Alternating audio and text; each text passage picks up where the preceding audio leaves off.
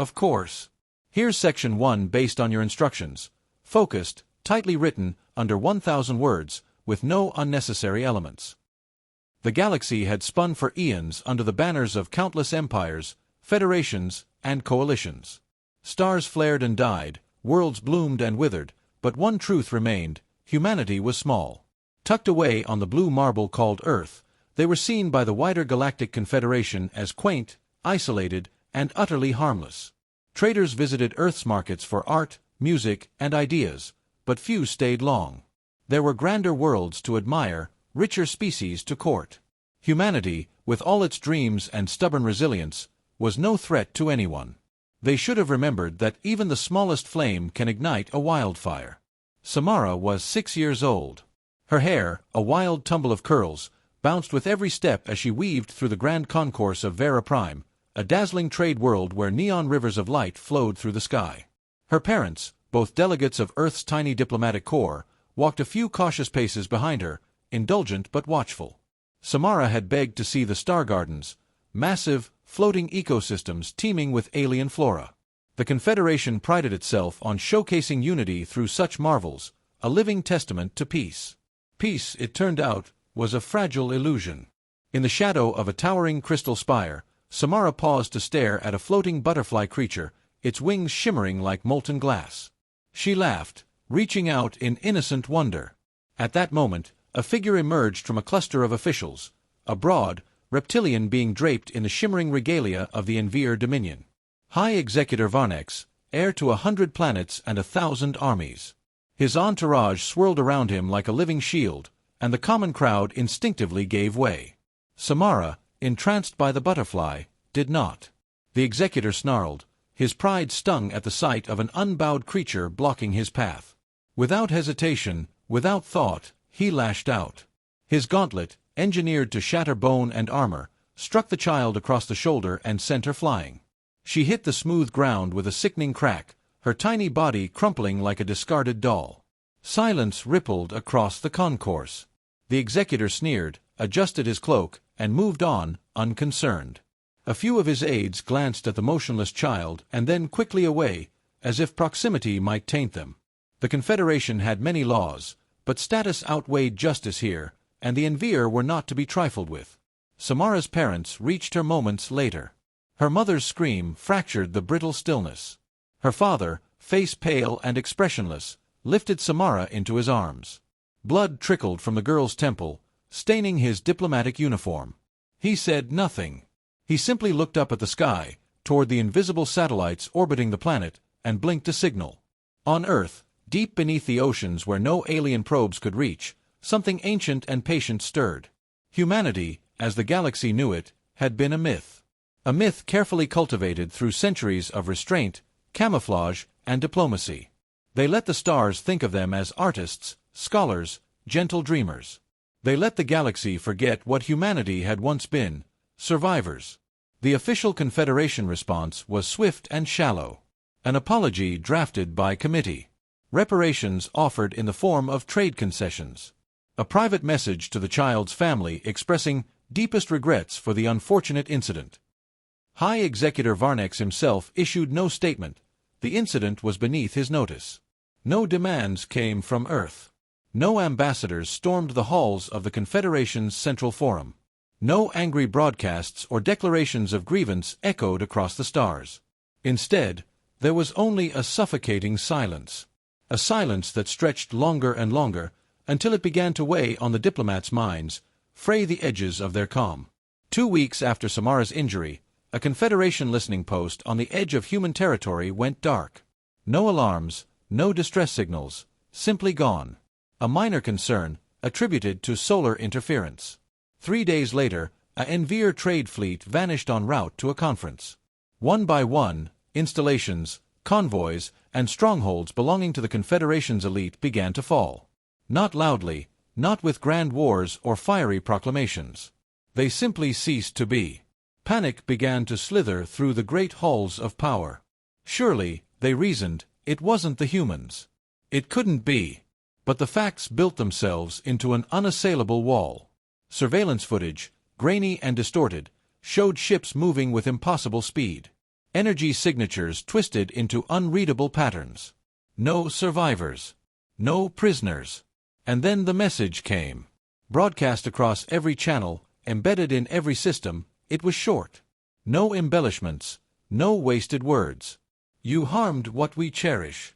We will remind you who we are. Samara awoke in a medical bay aboard Earth's flagship, the Aegis Eternal, her tiny hand clasped between her mother's and father's. The doctors assured them she would live. The news made its way quietly through the fleet, carrying a singular, galvanizing effect. The child lived, and so would their fury. Outside the window, humanity's armada assembled. Hundreds of ships, sleek as knives and silent as ghosts, faced outward toward a galaxy that had forgotten their legacy. They would remind them. Not through words. Not through treaties. Through consequence. Would you like me to continue with Section 2 in the same style? Of course. Here's Section 2 in the same style, clean, focused, under 1,000 words, continuing naturally from where we left off. The Confederation's High Council gathered in panicked urgency beneath the vaulted obsidian dome of Arctis Prime, their voices a low, desperate murmur. Every representative species was present, their faces grim, their postures tight with dread. For the first time in living memory, fear bound them more tightly than treaties ever had. They tried to make sense of the quiet destruction creeping through their territories. Reports were fragmented, often incoherent. Ships simply ceased responding. Planets fell out of communication.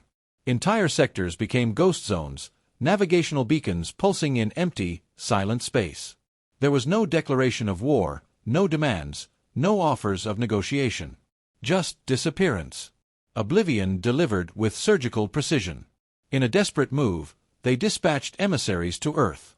Carriers flew under white flags and broadcast pleas for dialogue.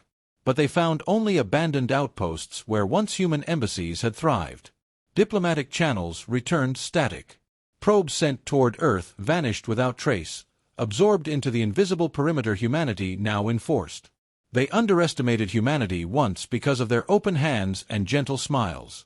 Now, they realized, those smiles had masked teeth.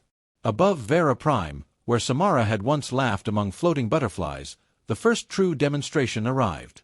Confederation fleets clustered defensively around the planet's orbital rings, layers of warships glittering like steel reefs. They prepared for a siege, confident in numbers, certain of their supremacy. The Aegis Eternal emerged from the dark beyond the system's edge without warning. No hyperspace distortion, no flare of engines.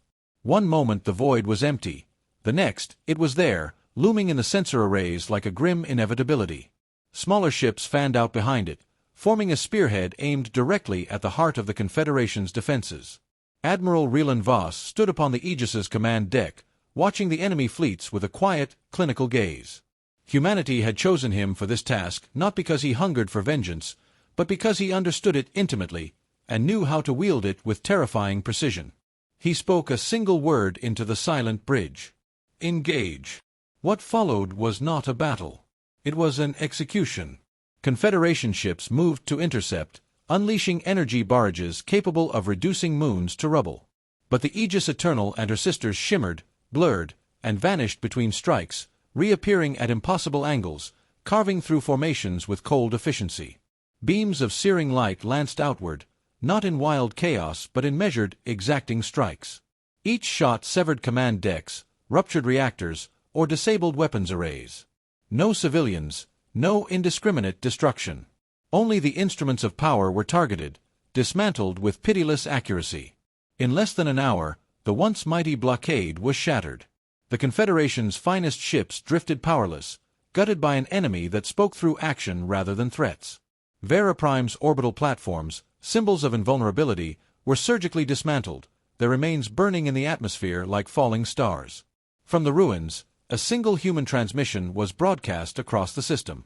There will be no negotiation. There will be remembrance.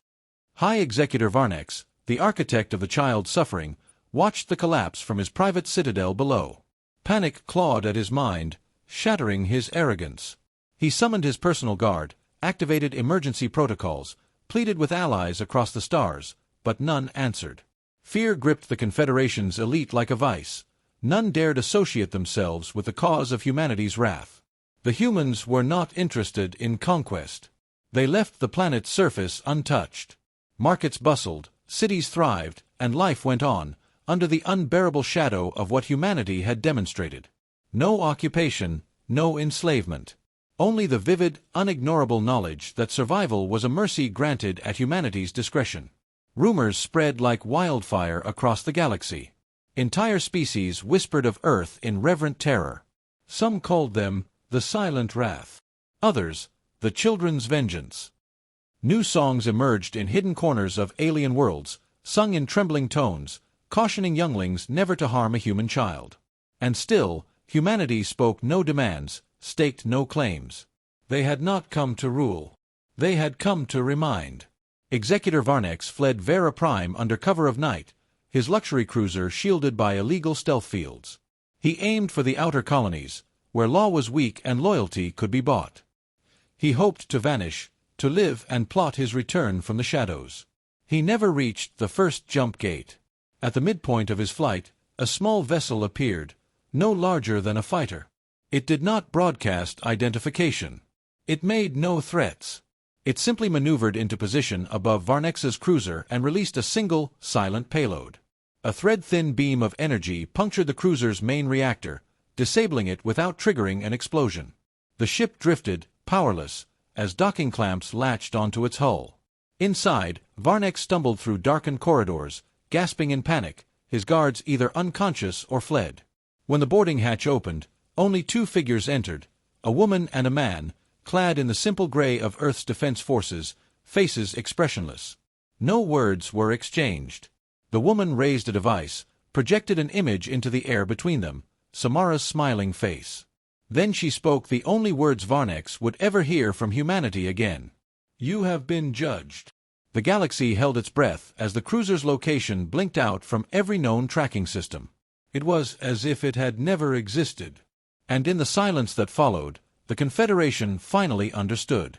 Humanity's fury was not loud. It was not theatrical. It was methodical, inevitable, and absolute. Vera Prime began reconstruction almost immediately. Officially, they called it infrastructure modernization. Unofficially, they called it survival. And far above, beyond sight, Earth's fleets turned their attention outward. Justice for one child had been delivered. Now came the reckoning for all who had believed themselves beyond consequence.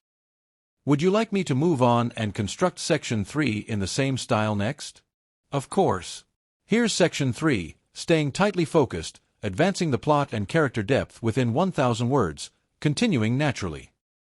In the aftermath, the Confederation fractured. Alliances that had weathered centuries of rivalry began to splinter under the weight of shared fear. The old powers convened endless emergency summits, hurling accusations across polished tables, desperate to absolve themselves of any connection to Varnex's crime. None wanted to be seen as sympathizers. None dared draw further attention. From the ashes of the Confederation's arrogance rose a new reality, one shaped not by treaties but by caution, not by pride but by survival instinct. Admiral Rylen Voss watched it all from the observation deck of the Aegis Eternal, orbiting silently above the diplomatic ruins. He wore no medals, no symbols of victory. Only the quiet burden of command weighed on his broad shoulders. Around him, the ship hummed with restrained energy, its crew disciplined and somber. They were not conquerors. They were the stewards of a message too grave to celebrate. A soft chime signaled an incoming communication. Rylen accepted it with a flick of his wrist. A familiar face appeared, Commander Selene Ward, Earth's chief strategist and one of the architects behind humanity's hidden evolution. Her silvered hair was tied back in a severe knot, her eyes sharp as razors. "It begins," she said without preamble. Rylen nodded. "The fractures are widening. Wider than we hoped. The Central Worlds are already considering secession. Their outer colonies are refusing tribute. Defense fleets are retreating to home systems. It will collapse within a standard year." "And the humans?" Rylen asked, though he already knew. "They fear us now," Selene replied. "As they should. But some also admire us. Quietly. A few worlds have sent envoys. Tentative gestures. They want protection. They want alliance. Rylen's lips thinned into a grim line. They want shields against the chaos they created. They want survival, Celine corrected. And in that, at least, we understand each other. He ended the call with a nod, returning to the viewport where distant stars blinked like cold, watching eyes. He felt no triumph. Only the hollow certainty that this had always been inevitable. In the hidden chambers of Earth's Strategic Command, other plans unfolded. Humanity had never trusted in simple vengeance. Revenge was a flash of fire. Survival was a slow, patient burning. They had prepared for this moment for centuries, embedding sleeper agents, cultivating contacts, understanding the strengths, and more importantly, the weaknesses of every major species. Now, those seeds bore fruit. Across 1,000 systems, whispered rumors grew bolder. Some spoke of humans who could walk unseen among the great cities of alien worlds, whose hands shaped rebellions without ever raising a weapon. Others spoke of technology that could not be countered, tactics that rewrote the very laws of warfare. They were not wrong. Humanity had spent its centuries of exile not in stagnation, but in mastery. They had learned patience from the stars, resilience from the deep oceans, innovation from the crucible of obscurity. And now, when the moment came, they moved like a blade through silk.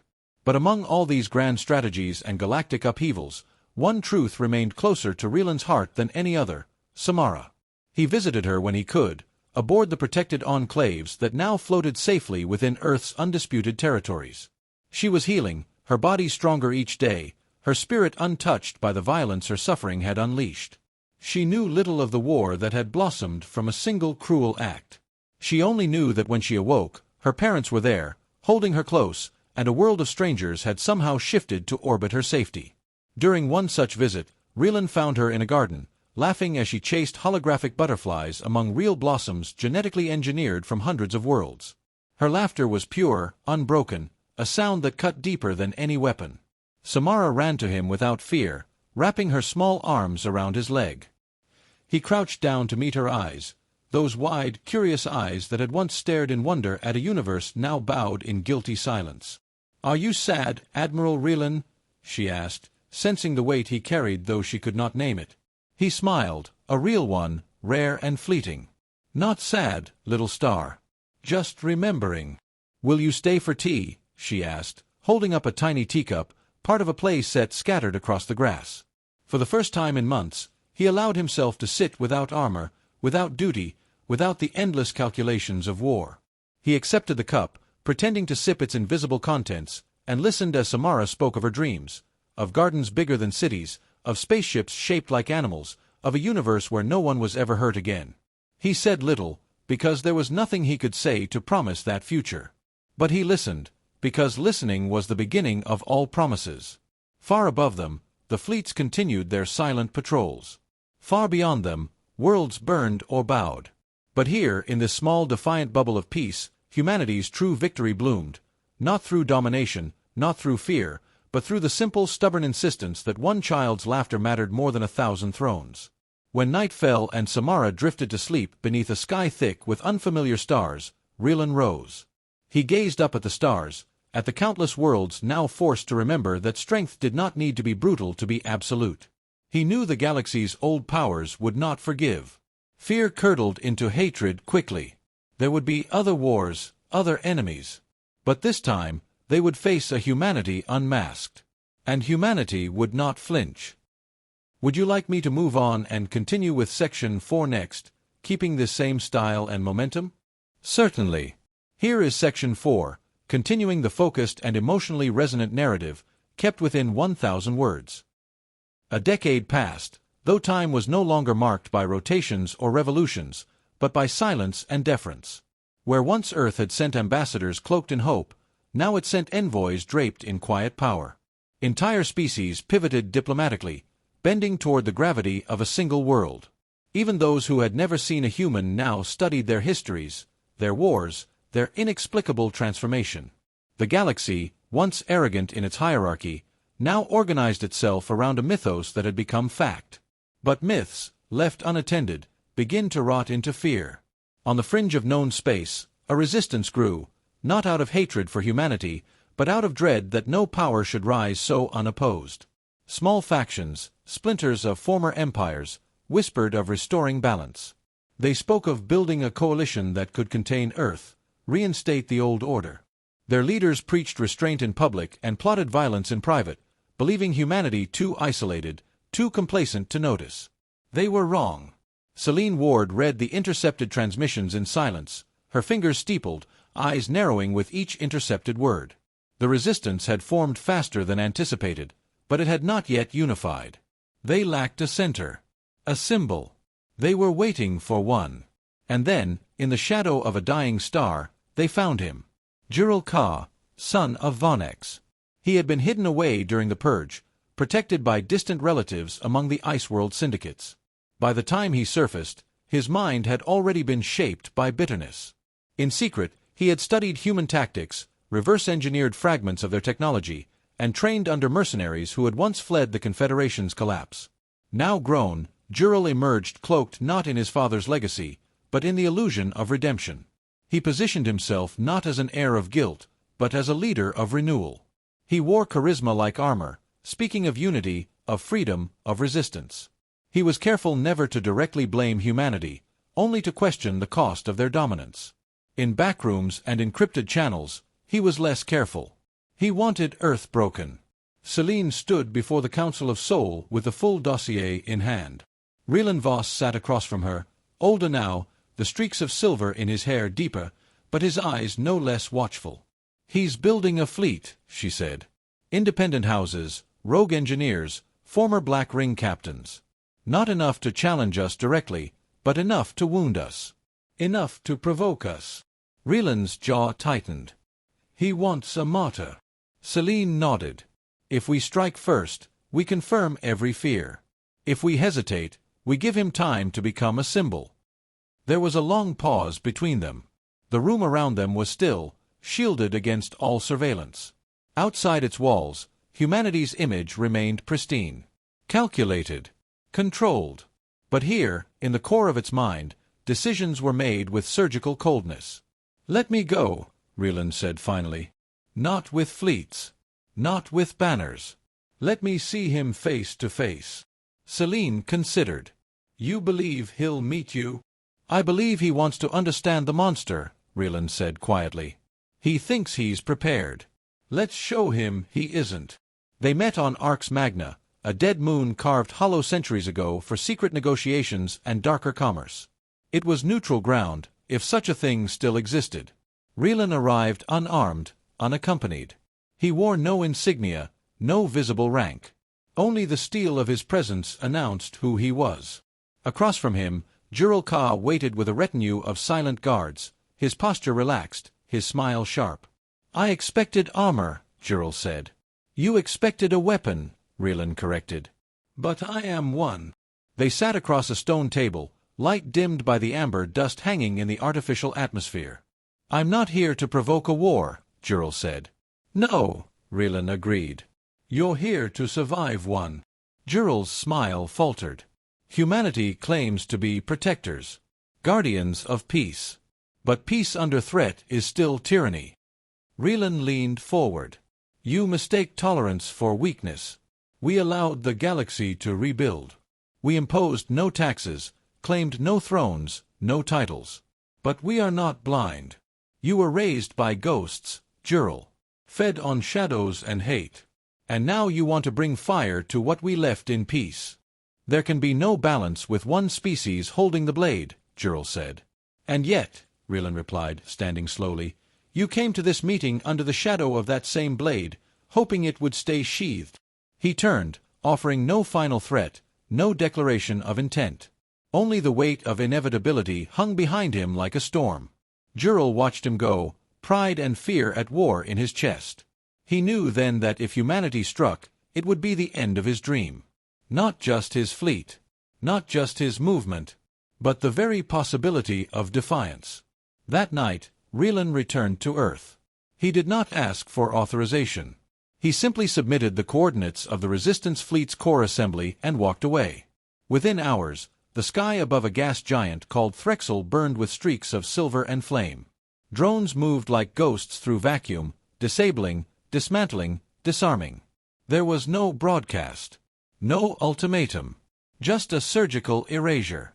And when the flames dimmed, Jural-Ka was gone, alive, imprisoned, a reminder. He was not martyred. He was contained. Humanity did not need to shout. It only needed to endure. Let me know if you'd like a summary or suggestions for a follow-up or continuation.